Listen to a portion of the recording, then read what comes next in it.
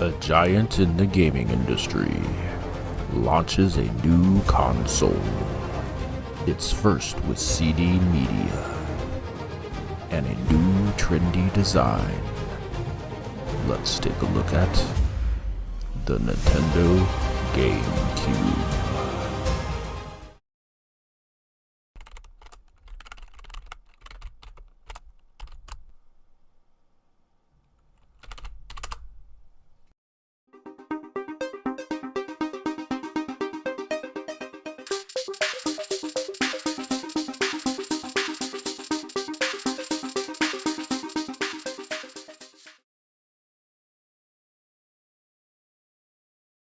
What's up guys, Retro Gamer Gen X back with another look at video. And in today's look at, we're going to be checking out the GameCube.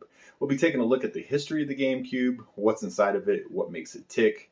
Then we'll do a 360 tour, just kind of showing where all the buttons and the ports and all that kind of stuff are on the console itself. Then we'll go ahead and power it up and do some gameplay. And after that, I always give my thoughts and opinions at the end of the video. Then in between each segment, I always put commercials in, just showing how the console was marketed back in the day. So without further ado, guys, let's go ahead and take a look.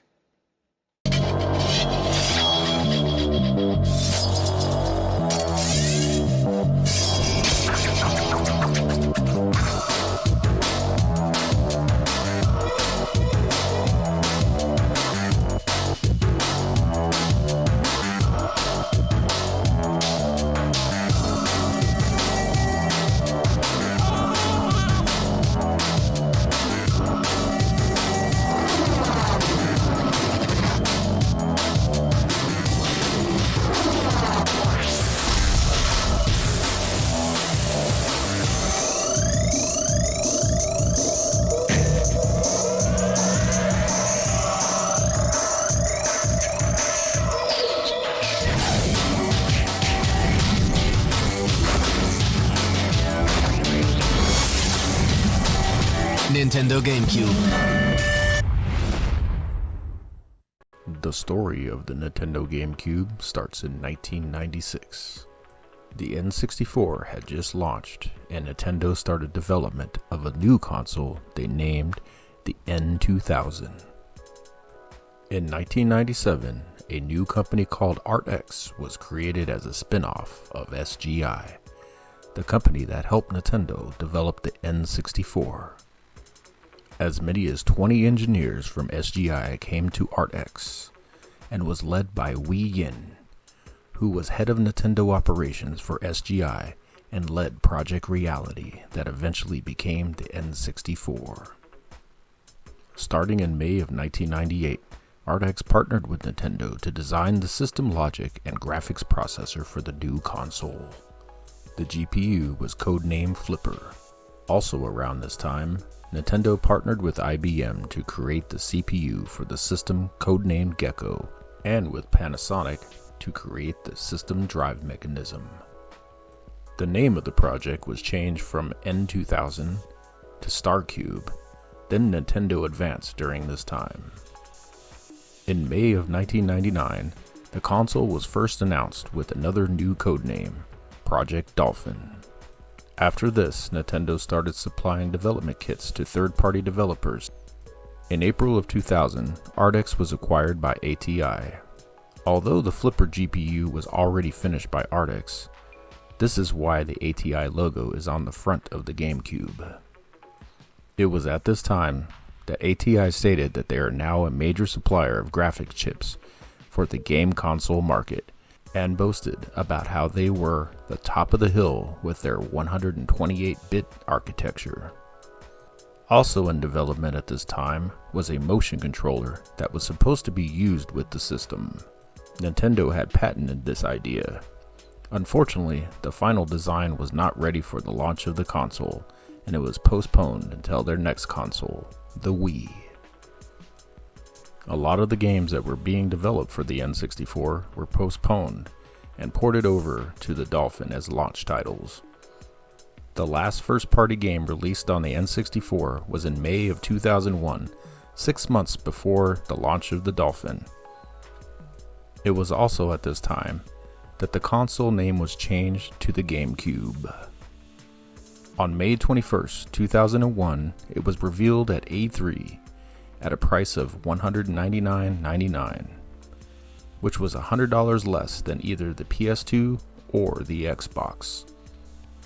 The GameCube launched in Japan on September 14th, 2001, and in North America on November 18th, 2001. In Japan, 300,000 of the 450,000 units that were made sold in the first 3 days, and in North America, over 600,000 units were sold by December of 2001. Nintendo thought they had a hit on their hands. They had predicted 50 million units sold by 2005, but this was not the case. Only 22 million were sold by that time.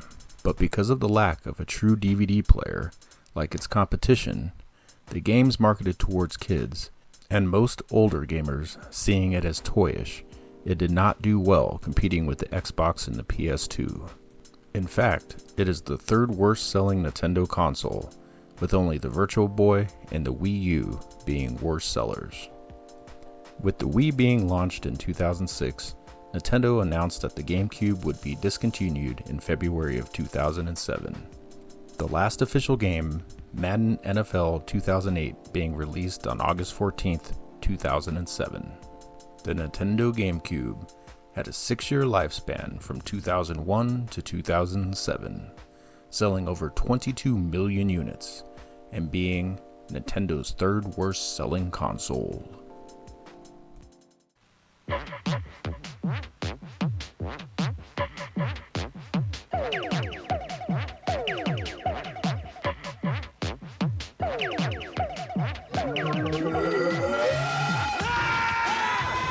You've got one night to save Mario from the supernatural. Luigi's Mansion.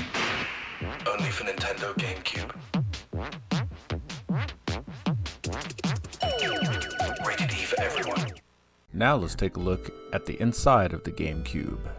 The first chip that we'll look at is the CPU, codenamed Gecko. It is a 486 MHz PowerPC 750CXE CPU designed by IBM. It has a 32-bit ALU, 64-bit FPU, 32 kilobyte level 1 cache, and a 256 kilobyte level 2 cache. It is rated at 1125 MIPS. Next we have the Flipper GPU designed by Ardex, then ATI. It ran at 162 MHz and 9.4 gigaflops. It has 4 pixel pipelines, 4 pixel shaders, a vertex shader, and 4 render output units. It had fixed function hardware for transformation and lighting, with an in-game polygon count of 20 million and a raw polygon count of 90 million, with 24-bit RGB and 32-bit RGBA color depth. It had a maximum screen resolution of 720 by 480. It also had a built-in Macronix DSP for the system sound integrated on the Flipper chip running at 81 MHz. It supported up to 64 16-bit sound channels at 48 kHz with Dolby Pro Logic multi-channel encoding. Next we will move on to the system memory. The GameCube had a total of 43 megabytes of non-unified RAM, 24 megabytes of MOSIS 1T SRAM for the main system RAM, 3 megabytes of 1T SRAM embedded on the Flipper chip for texture and frame buffering, and 16 megabytes of DRAM used for buffering the mini DVD drive and audio. That about does it for this look inside. Things have really started to get more integrated on these more modern systems, as you can see. Less chips with more functionality.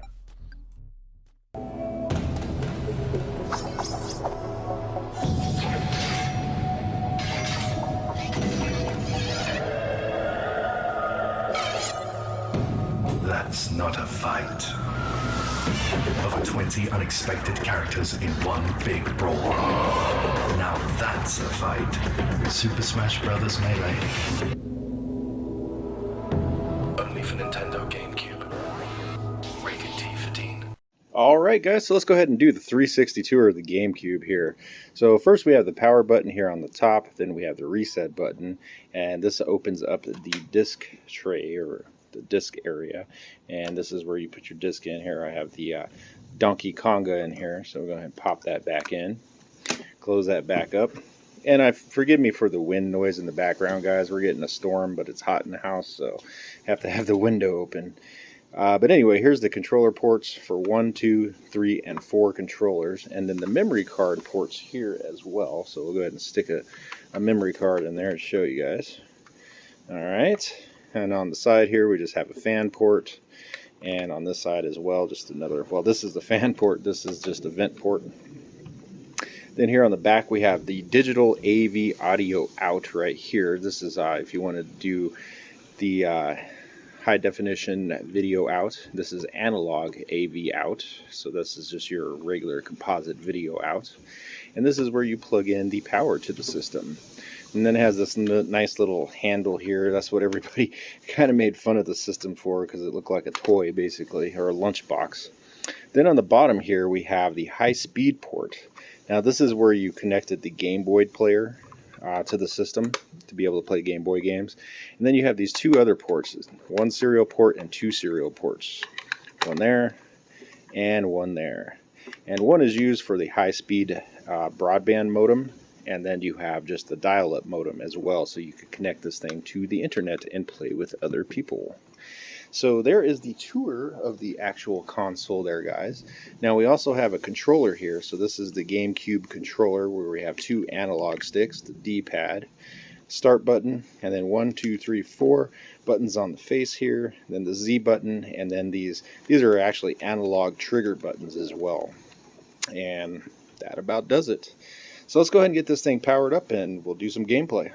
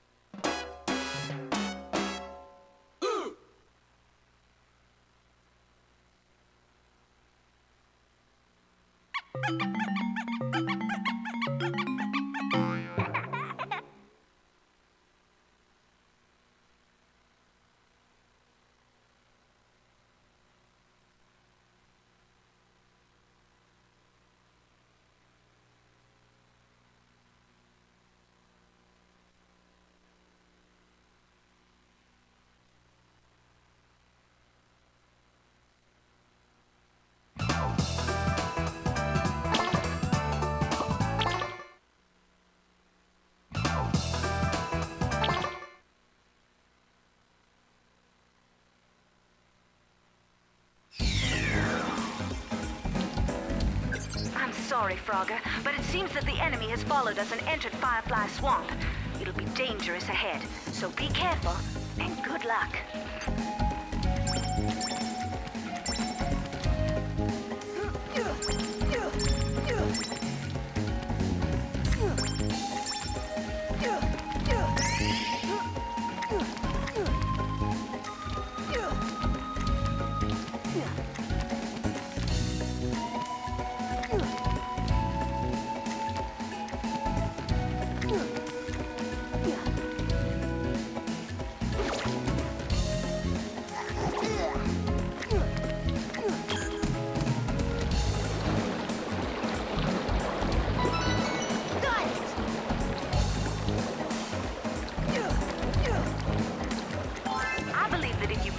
switch over there. You will activate...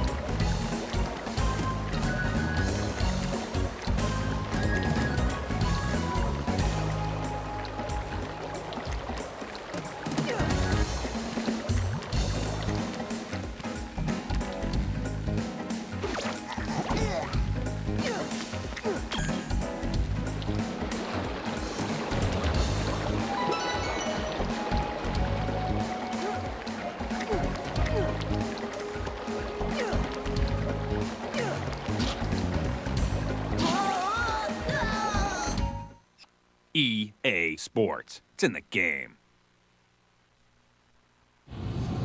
Defense wins championships.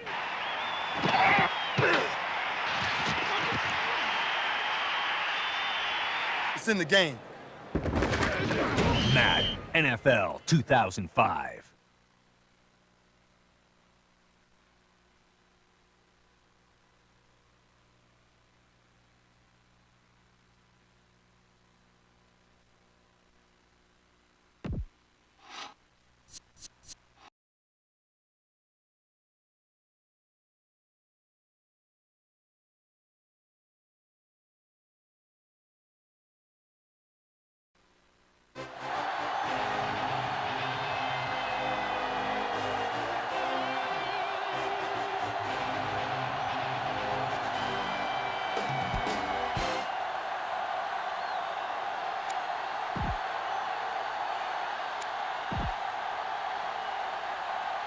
Both teams have taken the field, and let's see what happens now as we're ready for the kickoff. The Bolts are set to kick it deep.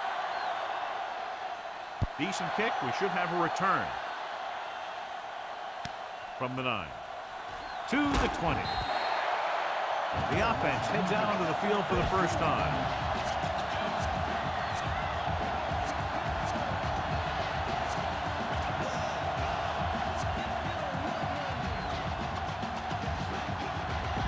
First and 10.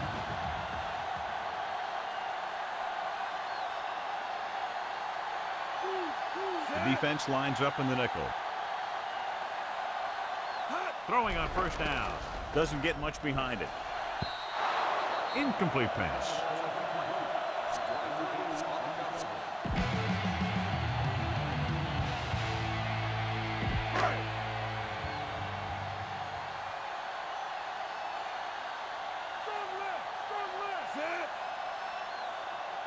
Dropping back, looking downfield, throws on the move. He finds his man. Jammer makes the tackle at the 42-yard line. Plummer.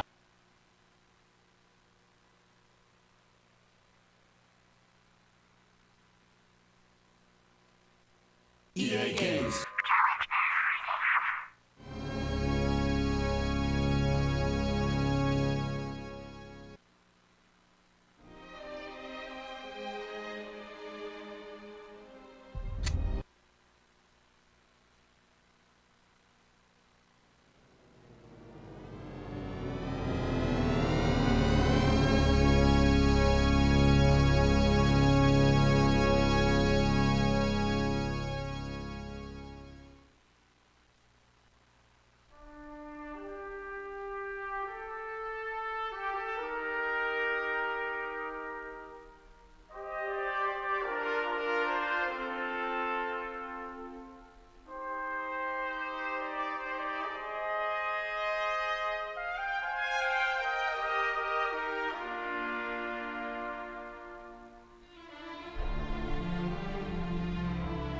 When people ask me what I did in the war, I tell them that I did the same thing we all did.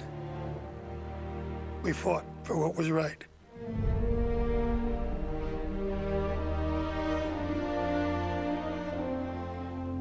I've come to realize that there's nothing good about war, but there is good in why you fight wars.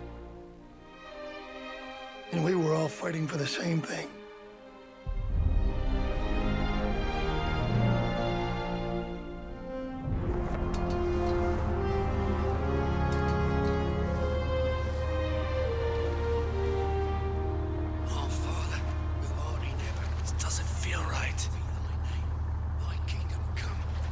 Magazines. Remember to stay low.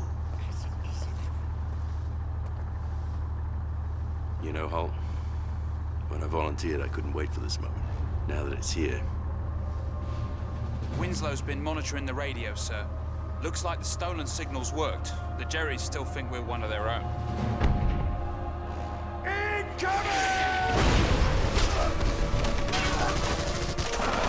Mr. Riley, get down! Hell, all engines to full! All engines full, aye, sir! Raise the flag, then! We'll ram it down their throats! 30 seconds to impact! Return fire! Flash them! Ready!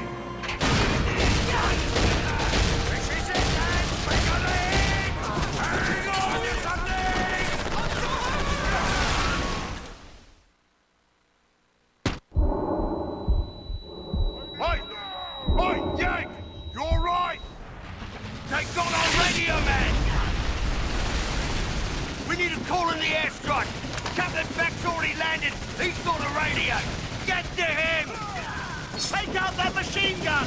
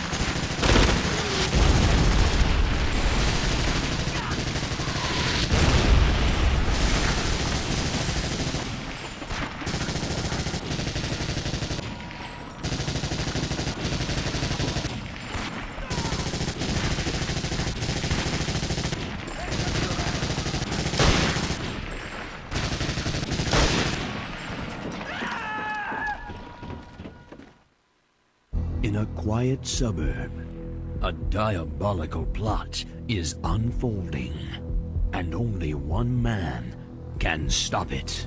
Oh, do I have to? The whole town's gone nuts. Security cameras, mysterious vans, crop circles. Take the wheel! I'm not a terribly mobile person. And take to the streets! Chest pain! Having chest pain! To solve a mystery. This conspiracy goes all the way to the top. Play as your favorite Simpsons character and over 40 of Springfield's finest vehicles. Eat Canyonero! Best Simpsons game ever, says Electronic Gaming Monthly. Nintendo Power calls it a must-own for any Simpsons fan. It's time to save Springfield. By car. By foot. By the seat of your pants. When's this going to start? Oh, that's so fun it should be a felony. So we've come to the end of the video here where I kind of give my thoughts and opinions about the system. What can I say about the GameCube? I didn't own one, and I really didn't know very many people that did. Maybe like 2 or 3 people I knew that actually had the GameCube. Everybody either had like the PS2 or the Xbox, and really that's a majority of my friends at that point. Everybody kind of that I knew kind of viewed the GameCube as kind of like a toyish system, and it was more marketed towards kids, even though a lot of the games were actually rated M for mature. But it was just one of those things for Nintendo, and that might be why it wasn't successful, plus the fact that it didn't play real DVDs. It had the mini DVD, but it didn't play real DVDs like the PlayStation 2 or the Xbox would. And that was probably a killer for the console itself, because it just didn't have that multimedia feature that everybody was kind of looking for at that time, because why buy a game console and a DVD player when you can get it all in one? You know, it's kind of one of those things. But anyway, that's kind of my thoughts about the GameCube. Really, I've never really played it until, honestly, just a few weeks ago. I actually started powering it on and playing it and that kind of thing, because I never really got into the system. And in fact, I only own 5 games for it. So that's why kind of my game selection on the gameplay videos weren't all that great. Some cool games, but I tried to choose like, you know, like a Nintendo game and like a kids game, and then like a sports game and more of a mature type game with Medal of Honor. So kind of showing off the different kind of game genres that the system actually was able to do. The graphics on it were pretty good. Honestly, I still think the PS2 still beat out the GameCube as far as graphics wise. Comparing like the F1 game that I have to the F1 game, same F1 game on the PS2, man, the graphics were just so much more better on the actual PlayStation 2. But you know, that's kind of my biased opinion because really I haven't really been a fan of Nintendo products since really the SNES days.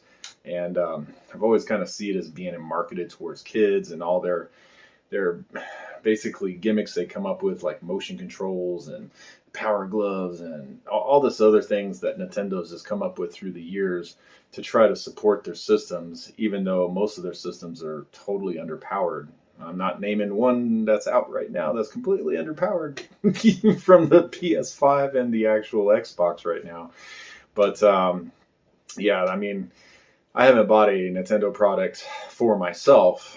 Well, actually, I never bought a Nintendo product for myself. My parents bought me the SNES. But it wasn't until years later when my kid was, you know, really small. Now he's off into college and everything. But we bought the Wii for him.